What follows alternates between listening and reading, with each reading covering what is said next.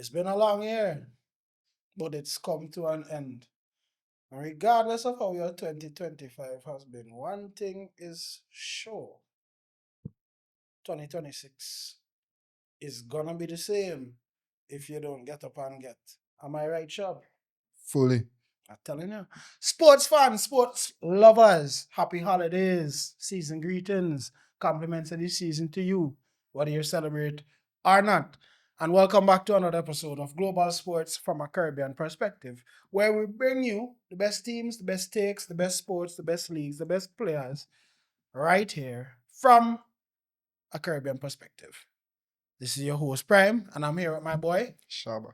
our boy Dappy is on a world tour right now, enjoying a very jolly white Christmas somewhere in North America. Big up yourself, Dappy. When you get back, we'll have a great full preview of 2025. All we're going to do is just recap a few of the seasonal games that have been playing. We know in the Premier League in particular, you have Boxing Day fixtures and New Year's fixtures and so on.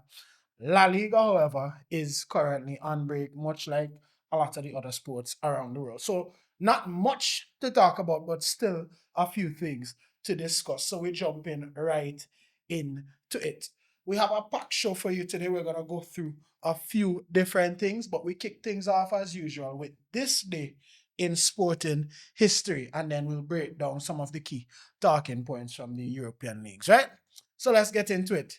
On this day, in history in 1974, that is December 31st, we have some news from the Ballon d'Or. The Ballon d'Or usually causes a lot of fracas around this time of year, we know. Sure to be another another doozy in 2026, I'm sure. But in 1974, Ajax forward Johan Cruyff, and if you're a Barcelona or Ajax fan, that name would mean a thing or two to you, won back-to-back awards and his third Ballon d'Or overall. Best European player ahead of Bayern Munich defender Franz Beckenbauer, another legend, and Legia Warsaw midfielder Diana. I hope I am pronouncing that correctly. I won't even attempt the first name, but Dana placed third. On this day in history as well, a legend was born. We have to big up SAF, Sir Alex Ferguson, celebrating his 84th, I believe, birthday today. And we wish him all the best of health, long life, and many blessings to somebody who delivered a lot of memories to a lot of football fans over the years. Most definitely.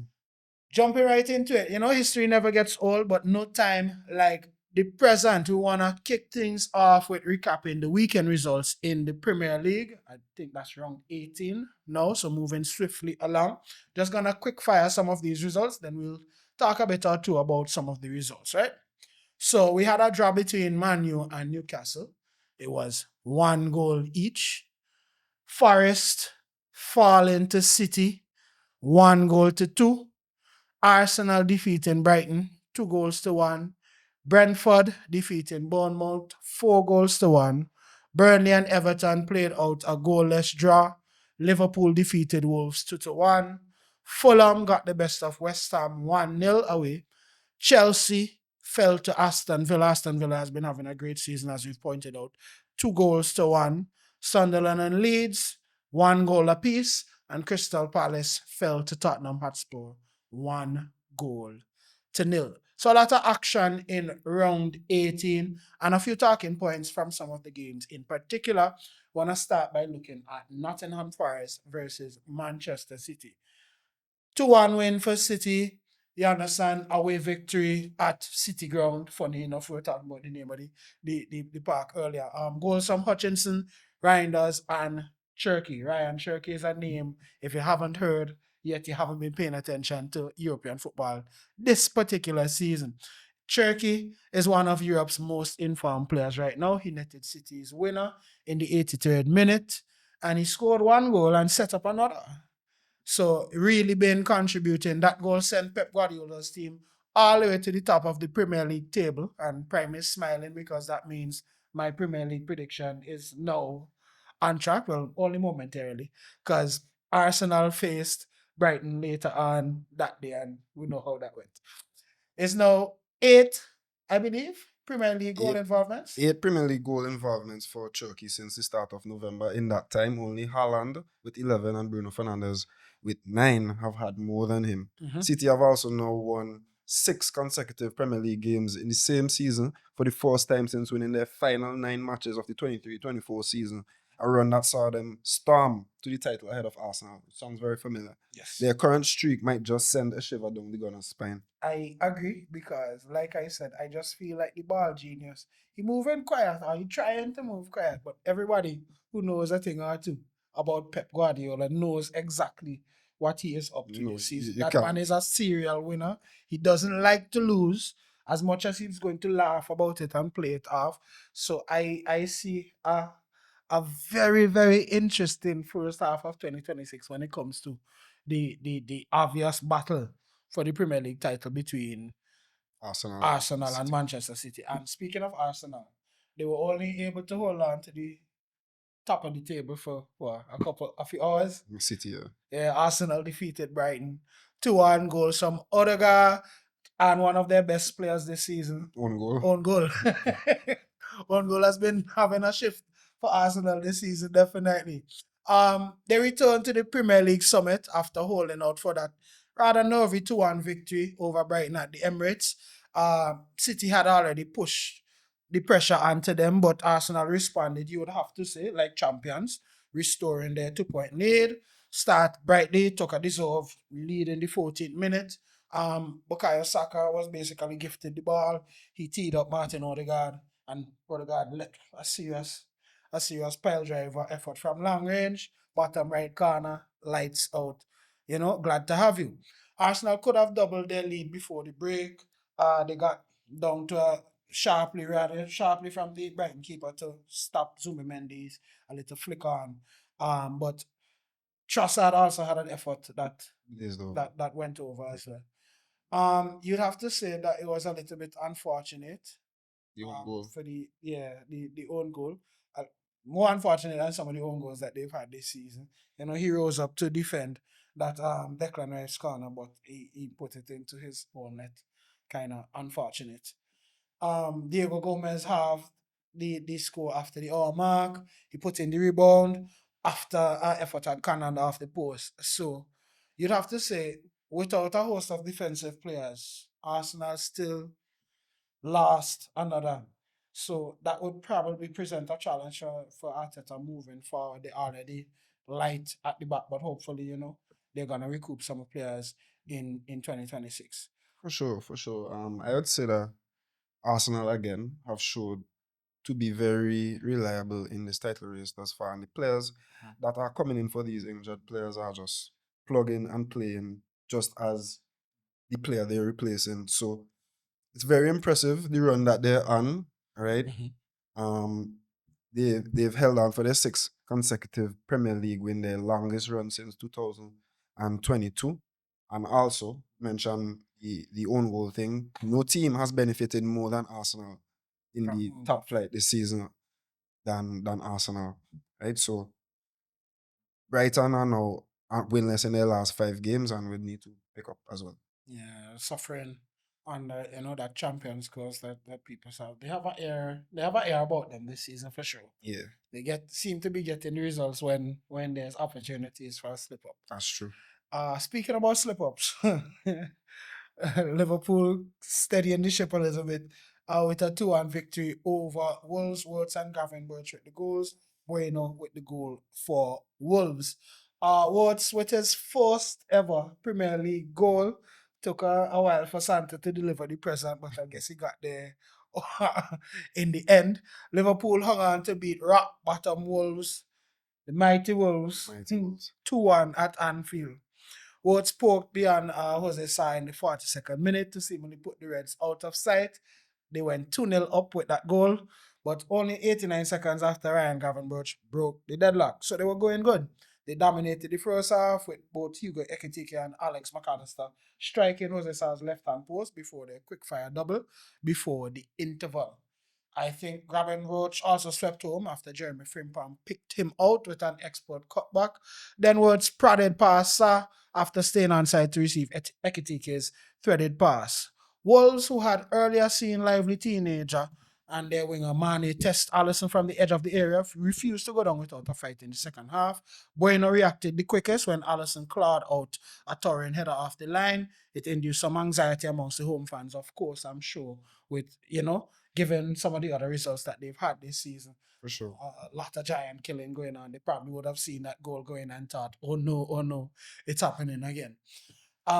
What's with his maiden Premier League goal, you have to say it's a very long time coming for such a statement signing. For sure. I don't think any pundit had Florian Wirtz waiting So until December to score his first goal.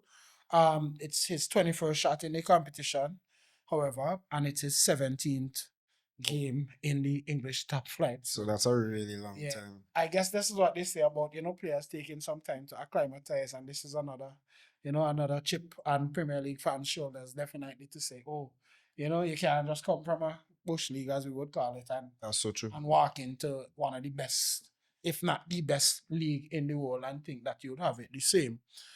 He has now recorded a goal involvement, however, in back-to-back Premier League games, so perhaps this is a sign that things are going well. He assisted Isak last week versus Tottenham. Yeah. Some stats there for us. Yeah, some stats here just this is on Wolves. Rob Edwards has now lost all 7 of his last Premier League games since returning to Molineux as head coach with Wolves. Ongoing run of 11 successive Premier League defeats, being the third worst in the competition's history after Sunderland, who had a run of 20 defeats in September 2005, and Norwich City, who had a run of 16 defeats in September 2021. Yeah, And with just 2 points on the board after 18 matches, Wolves have officially made the worst start to any Premier League season in history. ever. Only Bolton Wanderers with 23 points in the 1902-03 season have endured a longer wait for their first victory ever in the English top flight campaign. So that's real bad. So very, very bad season thus far. Those are the records you don't want to break. Exactly. Those are hard. that's not going good. Only short relegation. Think that goes without saying. I think it's over. A team who certainly won't be relegated this season, however, is Aston Villa. Sorry, Chelsea, but I'm not sorry. Any team that beat me this season, I'm gonna have a little bit of him and veteran. For you, Aston Villa walking away with a 2-1 victory. Goals from João Pedro and Watkins at the double. Ollie Watkins stepped off the bench to score twice as Aston Villa recovered from a goal down to claim a stunning 2-1 victory at Stamford Bridge. It was a festive matchup between two rivals for Champions League qualification, obviously. Initially, Chelsea dominated the match, but second half fight back from Villa saw them boost their hopes of, a surprise Premier League title push. I think that's a stretch. I don't think they'll be in the title challenge, but they're definitely beating somebody out for a Champions League spot. Enzo Fernandez called wide. Emiliano Martinez kept out João Pedro's flick before Chelsea hit the front in the 37th minute. Reece James whipped in a delicious corner kick from the left. João Pedro put Martinez under pressure on the line. The block flipped in off the Brazilian scarf. Not a lot to say about it, but good goal. Chelsea continued to press after halftime. John McGinn almost put in through his own net from Cole Palmer's centre, but the game changed when Unai Emery made a triple substitution in the 58th minute. Ollie Watkins was one of the players introduced, and after teeing up Kamara for a chance that was smothered by Robert Sanchez, he equalized finally in the 63rd minute. There was an element of fortune about that equalizer. Sanchez had blocked Watkins' shot, but saw the ball ricochet back off the striker and scrum in. The same could not be said of Watkins' winner, however, as he rose to meet Yuri Tielemans' right wing corner and plant a fine header into the bottom left corner in the 84th minute. Another solid win for Delicious. Impressive comeback. You gotta love it. Right? The stats here say at the end of match day 5, bro, Villa were 18th in the table and without a single Premier League victory. From match day 6. So basically Wolves at the time. From match day 6 onwards, the Villains have now reeled off 11 straight wins, matching a club record last achieved in 1914, and have won more games and more points than any other side in that period. So while they might not see it out to the end and be necessarily title contenders with City and Arsenal, they're certainly showing to be very impressive at the moment. And we know that that big game with Arsenal and Villa is also played. We're gonna get to that a little bit. We had some midweek fixtures. So this is basically round 19 fixtures. Correct. Not a full slate of games. Obviously, we gonna have some games being played Tomorrow. tomorrow on New Year's Day. But so far, Newcastle defeated Burnley 3-1. Chelsea and Bournemouth played out a 4-goal game, 2 goals apiece. Same with West Ham and Brighton, 2 goals apiece. Everton, however, avoiding that 2 goals apiece narrative and keeping Nottingham Forest at nil while they scored 2 goals for a victory. Man United and Wolves. Man United, boy. 1 goal apiece. And Arsenal and Aston Villa thought to have been, a massive game with Villa just 3 points shy of the leaders. Arsenal, however, won 4-1. Glad to have you. Gabriel Zubimendi, Trossard, and Jesus, and surprise, Ollie Watkins again for Aston Villa. It sounds entertaining, but not if you watch the first half. All the goals came in the second half. But Arsenal basically crushed their Premier League title rivals. You have to say Aston Villa. 4-1 to go 5 points clear at the top of the table. So Arsenal are going into 2026 with a bit of daylight between them and the other teams at the summit, following a statement victory at the Emirates.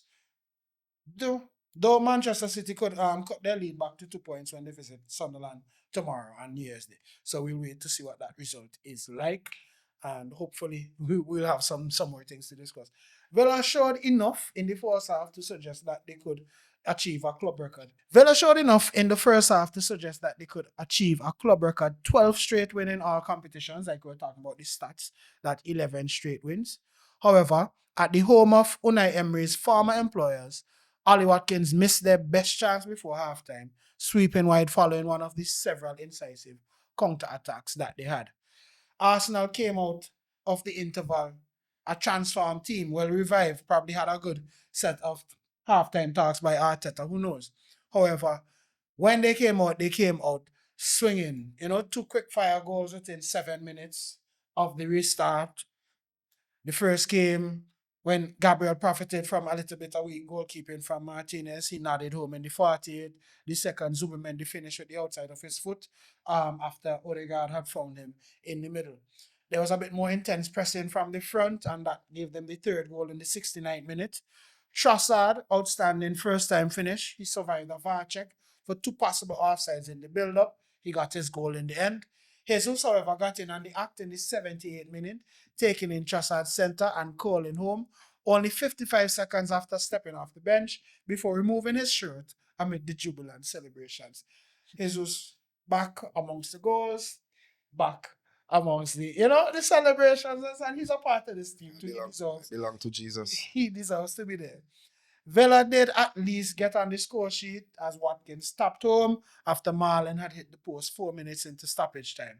Watkins himself had already headed against the same upright, and John McGinn had produced a glaring miss. So I guess if not Watkins, nobody. So we basically mentioned where Villa defeated Chelsea on the weekend that they won 11 consecutive games. So many would have thought going into the game that they have they have a chance at least. They have a chance at least, right? But Unai Emery and his team shut that down immediately, proving to be a better team that's over. than Aston Villa by far, and looking like the clear favourites champs for the title, right? I would say there's a stat here. This is only the 4th time a team that has won 8 or more Premier League games in a row has been defeated by at least 3 goals. Right? The previous occasion came in 2020 when Liverpool, who were on an 18-match win streak, were defeated 3-0 at Watford. Arsenal are now going to end the calendar year atop the Premier League, as you mentioned. This is the 7th time they're going to do that. The joint most alongside any club, alongside Liverpool and Manchester United. That's very funny That's considering hilarious. Considering they've Liverpool and Manchester United okay, have the same okay, amount of, well, no, Liverpool got one yeah. more now, but They have Premier League titles under their belt. Premier League And Arsenal haven't won since 2004. So that's crazy. That's a crazy stat. that also strengthens my point about miscongeniality. But I'm not using Always the this. run up. I'm not gonna pile on an Arsenal after It's a too great early. 2025, It's right? too early. It's too Had a early. great 2025. Just know that they don't give away trophies in December. Correct. So make sure when April and May and June come around that you're still in the conversation. Because if you're not, we're going to troll you. And not because I sit there wanting to troll you, it's because I want so much good for Arsenal. And they If keep they it. disappoint me, I am going to take out my frustration on them. Because you can't keep almost in. You have to do it. The almost thing can't work. You understand? We know for sure that the games tomorrow are gonna be well exciting. We're gonna enjoy some of those New Year's Day fixtures. And I always, as a predominantly La Liga fan, envy the Premier League for the Boxing Day and the New Year's Day fixtures. I think it's an exciting Very much so. occasion. Very much so. We wanna shift to some action from Serie A, probably not as watched as the Premier League midweek action, but round 17 and some of those were round 16 games. You had four teams that played in the Italian Super Cup semi-final and final. So Inter Milan, AC Milan, Napoli, and Bologna. They played their makeup games on the weekend. So Milan defeated Verona 3-0. Napoli overcame Cremo 2-0. Inter edged out Atalanta 1-0, and Bologna drew 1-1 with Sassuolo. The standards right now, Inter still sitting at the top of the Serie A table, but not by much, just by about 36 points. AC Milan second, 35 points. Roma third, 33 points. And Juve fourth, 32 points. And this comes back to the point that we were making earlier, a bit earlier on in the season on analysis. If you're not paying attention to the Serie A and you're looking for a league that is competitive, outside of the Premier League, you'd have to say that Serie A this season in particular is going in for a hell of a running coming on to the later games. It keeps switching, but there's just not a lot separating. Not even just first and fourth, but I think the first seven spots in Serie A as well. So that's how things stand across Europe right now. The Premier League, the Serie A, things in England, things in Italy, we know things in Spain and in some other leagues are on holiday break, as with a lot of the other sports around the world. So we just wanna check in on some of those things taking place around the world.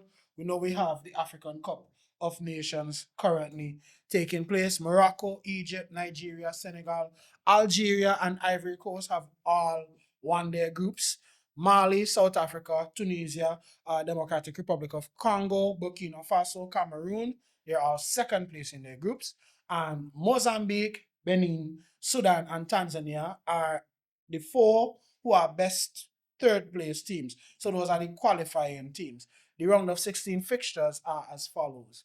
Mali will play Tunisia, Senegal will face off against Sudan, Egypt will take on Benin, and Burkina Faso will play against the Ivory Coast, while South Africa is going to face up against Cameroon, Morocco will take on Tanzania, Algeria will face the Democratic Republic of Congo, and finally Nigeria will take on Mozambique. So AFCON well and truly swinging. If you're looking for some internationals, that is not just pointless friendlies. Yes, I'm talking about you. Where is it? Nations League. Nonsense. If you're looking for some international football that actually matters, then you can take in some AFCON. And just to touch on it a bit quickly. It's a very interesting competition this year, as it usually is. Right? The field is wide open. There are about 4 or 5 teams that could potentially win the competition. I'll go as far as say that Morocco, the host, can win for sure. Def. Senegal, with all of their star power, can definitely win. Algeria, Nigeria, and Egypt with Mo Salah can definitely win. So this is a very wide open field in the African Cup of Nations, and now we're at the And knockout. it's nicely spread in the under 16 Correct. too, with those teams Well spaced basically out. Well very spaced out. spaced out and Right? avoiding each other. So it's gonna be very interesting to see how it plays out. And like you mentioned, if you want something that you don't necessarily watch on a regular, this is something that you could definitely tune into as the tournament is winding down now. Definitely. The standard of football isn't even a point to talk about anymore. It used to be, oh, we're so surprised. Nonsense. That's where you get the best players. Correct. So it just goes to show you what having that level of exposure can do. Because AFCON has always been an entertaining competition, but now we're seeing it getting that level of, exposure. We can watch some of the matches a lot easier. Back in school days trying to find Yeah, an international that's so game true. is a real difficult. Something about it though I want to highlight, and I don't know if you've noticed it, Mm. but like on social media, there's been like memification of the tournament and taking every little thing that is That is happening as oh, and, look at and this. turn it into a Oh, meme look at or a that. joke. And I don't want to bring it to a racial type thing, but you won't see that happening at the Euros or when Copa America is taking place, for example. What's also hilarious about it is that this is exactly the type of things that get positive publicity when it's a World Cup year. Correct. So when we host World Cup in different places and we see the different cultures and different forms of expression the way that different people across the world enjoy the beautiful game, it's celebrated. We say, oh, look at how these fans are, but for some reason, a lot, and it's a social. I think it's a social media thing, and a lot of younger generation persons and so on. But there's no excuse for ignorance. The standard of football. Are you watching the football? Like, yeah, get your jokes off, but have you watched the football? I think some of you need to, watch the football a little bit more, and some of those other things can probably come a little bit after. But to each his own. We only here to bring you global sports. On a Caribbean perspective. That's right. And before we get to the man of the match segment, there's something I want to highlight quickly. Because while La Liga may be on Christmas break, Kylian Mbappé is currently injured. Real Madrid released a parte medical today to say that he is going to be missing for about 3 weeks. So he's going to miss the Supercopa semi-final against Atletico Madrid. Not fooling me. And if we advance to the final, potentially face Barca. I'm familiar with their game. I'm not listening to that. Gonna also miss games against Villarreal. And so the point I want to bring about all of that, right, is what I mentioned the last time I was here in relation to his desire to have individual accolades and not necessarily be a overall team contributor. This man, right, Mbappe, in 3 days before the Man City game that he missed, right, played and started and played 90 minutes, right? He was then ruled out with an injury, trained, was on the bench for the Man City game, 0 minutes. 3 days after, against Alaves, start 90 minutes. 3 days after, in the Copa del Rey against a third division team, start 90 minutes. And every game before the Christmas break that he's started and played 90 minutes. Now, we seem to have some difficult games coming up where a trophy is actually on the line, where we would need him more than ever before, and he doesn't have the opportunity to stat pad. He's suddenly injured again. So it's just becoming a recurrent theme and something that I'm observing. I don't want to make any rash outlandish statements and have just for the sake of a hot take, right? But it's something that I'm definitely monitoring. Yeah, you right? notice it. Because in the biggest games, those are when you need your talisman out there. And the fact that he's not gonna be there supposedly against Atletico, and if we potentially get to the final against Barca, that's if we know Barca are gonna overcome. Oh, we going there in the final, bro. No. I'm just saying. My team, take it, Right? take a light. And One step at a time, bro. and- Trying to jinx it. Trying to jinx it, man. I'm just trying to get a classic final here, bro. Right? So the fact that no, he's gonna be missing for those games along with some other important games. I'm not saying for any moment here that he's feigning injury or he's purposefully missing games, but something is definitely fishy. And we'll just monitor this going forward. Right? I mentioned as well in the last episodes that his goals, despite being plentiful, are somewhat to the detriment of the team. And especially in big games, the stats have proven that. Right? He scored against Barca, yes, in the Clasico that we last won. He scored a hat-trick in the last Clasico before that we lost. He scored against Man City twice last season as well. So I'm not saying he's never scored in a big game, but for the most part, he's been lacking. And now these mysterious absences in convenient timings is just something that is rubbing me the wrong way. So I just thought I'd mention that. And you're within your rights to vent. Yeah, final season. Yeah, I think that is bless you. I understand the sentiments, but it's still Kylian Mbappé. I mean, wouldn't you like to have that problem?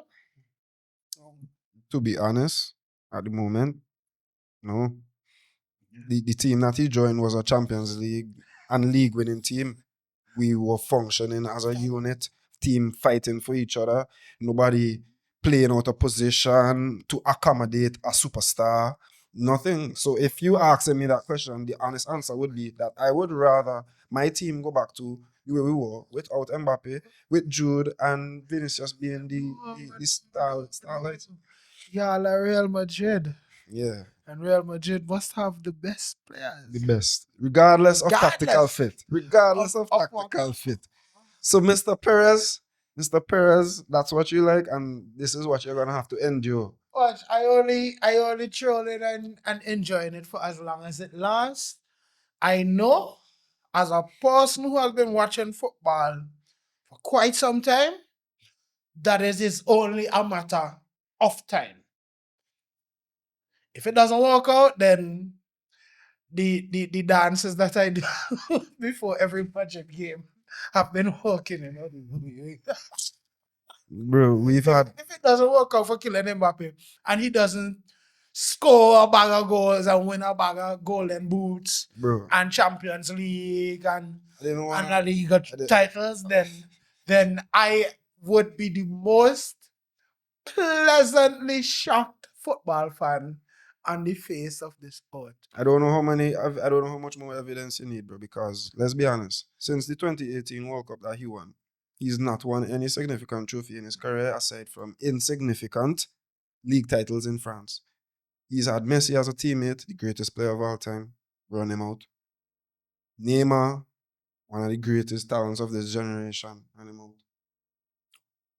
As soon as he left that team, they won. He's not won, let me repeat that, he's not won anything significant since the 2018 World Cup. Those league titles in France are not significant. True. Played one Champions League final, lost. Missed a crucial opportunity in the final as well. Right? So the evidence is there. He's not getting any older. He literally turned 27 the other day. You know what CR7 was doing at 27? You know what Messi was doing at 27? Winning trophies, not just stat padding for the sake, Right, man, he had 10 more the years. sake of it, right? So 10 more years. I'll digress for now because the season is still young. Yeah, 10 more years. I'll digress for now. So let's move on because we have New Year's celebrations to get to. Imagine he can win. He can win. He can win. If he wins, can you tell I'm trying to jinx it? Yo, but if you're like us, you grew up watching sports, you grew up loving sports, and this has really been a passion project for us this year. Like we say at GSCP, we are turning passion into purpose. So we're turning the passion and the love that we have for sport, for football, for cricket, for basketball, for athletics, and other sports as well. And we are putting that into our purpose, which is, learning, growing, evolving, developing. We want to thank you for being on this journey with us as we've started this journey in 2025. We're excited to see where it goes in 2026. I want to say big up to our team, and not just the team that you're seeing, but the team behind the camera, behind the scenes, working on getting everything done and getting everything edited, putting out the content. But we can promise you next year, 2026, guess what? It's more teams, it's more players, it's more sports, it's more games, it's more takes, it's more clips. It's more everything as we continue to build this lovely platform. Thank you for being here with us. Thank you for sharing, liking, commenting throughout 2025. Hope for your support in 2026. Signing off for the final time this year. This is your boy Prime and your boy Shabba. and this is one GSCP. Remember, we're keeping it global.